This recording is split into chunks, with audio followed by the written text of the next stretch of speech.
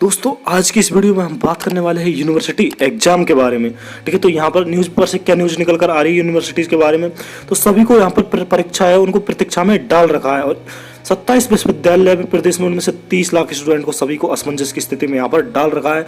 उन्हें कोई भी इन्फॉर्मेशन यहाँ पर नहीं दी गई है। तो उसी न्यूज़ को लेकर आज गवर्नमेंट ने अखबार में ये न्यूज़ निकाली है। ठीक है, 21 विश्वविद्यालयों में परीक्षा कंट्रोल ही नहीं है भाई साहब। शिक्षकों की ही जिम्मेदार रिजल्ट खराब कर रही है, रैंकिंग में पिछड़े। जो अपन की राजस्थान यूनिवर्सिटी है और सबसे बढ़िया यूनिवर्सिटी, अपन बड़े यूनिवर्सिटी की बात कर ले, आरयू की ही बात कर ले, वो भी इस रैंकिंग में पिछड़ गया है।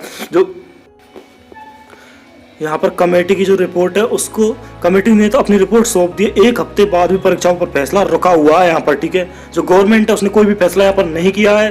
ठीक है, जो कमेटी अपनी उसने तो यहाँ पर फैसला मतलब सुना दिया था और कमेटी ने अपना फैसला सरकार को सौंप दिया, लेकिन सरकार ने यहाँ पर कोई भी कदम नहीं उठाया है।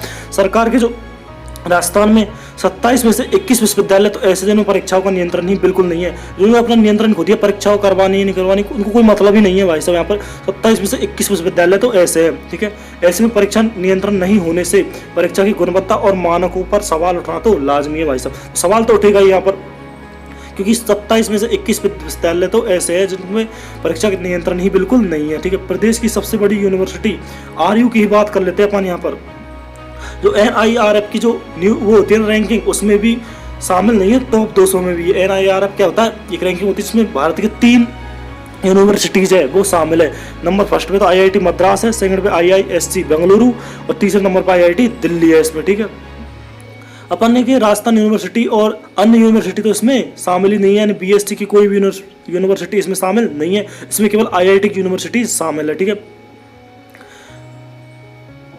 यहाँ पर जो परीक्षाओं के संबंध में कॉलेजों की परीक्षाओं के संबंध में कमेटी की रिपोर्ट को सबमिट किए हुए 1 हफ्ते से ज़्यादा हो चुका है, लेकिन अभी तक रिपोर्ट का फाइनल निर्णय नहीं लिया गया है। यहाँ पर गवर्नमेंट ने कोई भी फैसला यहाँ पर अभी तक नहीं सुना है।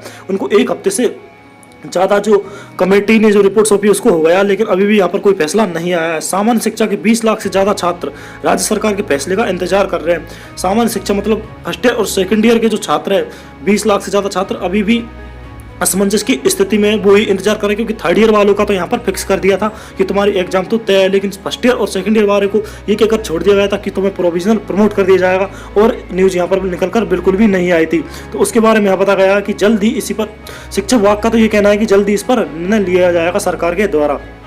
ठीक है, सामान्य शिक्षा के 20 लाख से ज़्यादा छात्र हैं, इनमें सिर्फ फाइनल ईयर में 6 लाख से ज़्यादा छात्र हैं। प्रदेश के सरकारी और प्राइवेट कॉलेजों में सामान्य शिक्षा के करीब 12.59 लाख छात्र है इसमें। ठीक है, इसके अलावा प्राइवेट यूनिवर्सिटीज़ की बात कर लेते हैं अपन। लॉ यूनिवर्सिटी, ठीक है, संस्कृत यूनिवर्सिटी और तकनीकी BEd कॉलेजों के छात्र भी इसमें शामिल है। टोटल मिलाकर वो 30 लाख के करीब है। ठीक है, गौरतलब है कि उच्च शिक्षा विभाग ने प्रदेश में यूनिवर्सिटी कॉलेजों की परीक्षाओं पर सुझाव देने के लिए एक कमेटी बनाई थी। इसमें 4 यूनिवर्सिटी कुलपति, कॉलेज शिक्षा आयुक्त वे अन्य सत्र को सदस्य बनाया गया था। मतलब जो कमेटी थी उसमें 4 तो यूनिवर्सिटीज थी, उनके कुलपति को लिया गया था और कॉलेज शिक्षा आयुक्त, ठीक है, कॉलेज शिक्षा आयुक्त को लिया गया था, और अन्य सदस्य भी बन लिए गए थे इसमें। ठीक है, कमेटी में 15 दिन में अपनी रिपोर्ट सौंपनी थी। ठीक है, कमेटी को क्या सौंपनी थी, अपनी 15 दिन में रिपोर्ट सौंपनी थी, और रिपोर्ट कमेटी ने अपनी 15 दिन में सौंप दी। और यहाँ पर क्या दिखाया गया कि जहाँ पर अधिकारी है वहाँ भी शिक्षकों को जिम्मेदार किया गया है।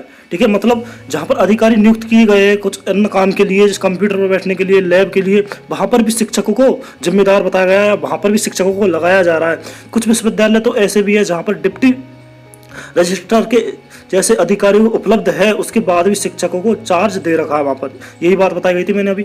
जैसे में बड़ा सवाल यह है कि शिक्षक पढ़ाई कराए या फिर पढ़ाई से इतर दूसरे काम को करवाए। ठीक है, इसका नुकसान सिर्फ विद्यार्थियों को ही नहीं है, विश्वविद्यालय की जो साख पर भी इसका प्रभाव पड़ रहा है। ठीक है, आरयू अपन के जो कॉलेज है, RU, JNBU Jodhpur technical university Kota, Maharaja Ganga Singh विश्वविद्यालय बीकानेर, ठीक है, MDS अजमेर, मत्स्य विश्वविद्यालय अलवर, श्री कर्ण नरेंद्र कृषि विश्वविद्यालय जोबनेर और BMOU कोटा, आयुर्वेद विश्वविद्यालय जोधपुर में पर्याप्त संख्या में अधिकारी मौजूद है।